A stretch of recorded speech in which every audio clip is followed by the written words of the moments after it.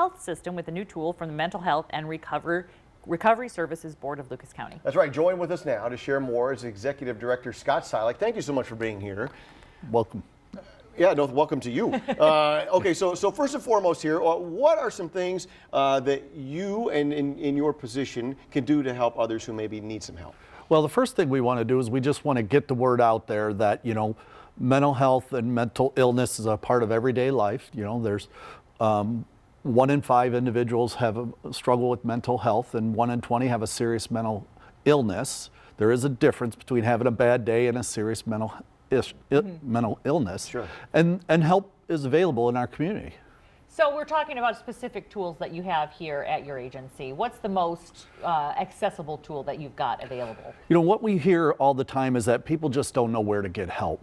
So what we've developed at the Mental Health Recovery Services Board is a app called Local Help Now Lucas County.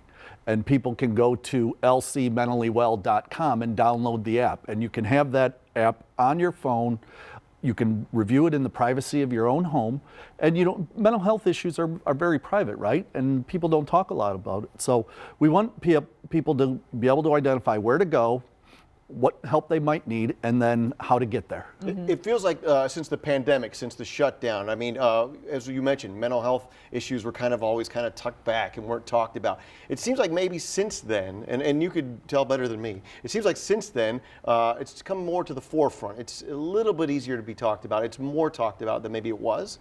Oh, absolutely. The younger generation is actually, talking more about mental health. In general, the pandemic affected 2 populations pretty strongly, right? Kids and older adults, the isolation and, youth and the social media and bullying and all of that.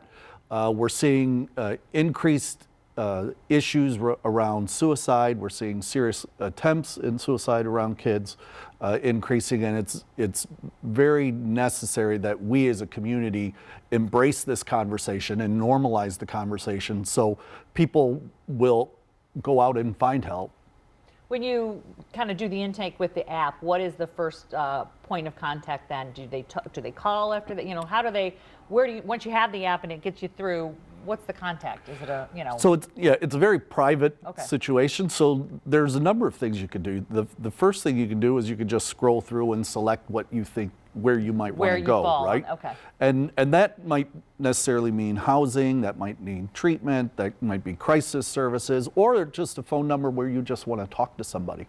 But usually that first step is a phone call to the organization that you'd like to visit. Gotcha. And then you have that first point of contact, and they can get you to the right services that are available. Yeah, most agencies that are on this app are able to get you in within 24 to 48 hours. Now, obviously, if it's a mental health crisis or emergency, there's a team that can actually go out and visit with you and evaluate what your needs might be. One of the things, the points that you brought up, is there's a difference between just having a bad day and having is it when a bad day turns into a bad week, into a bad month, and even longer, or could it even be a shorter time period than that?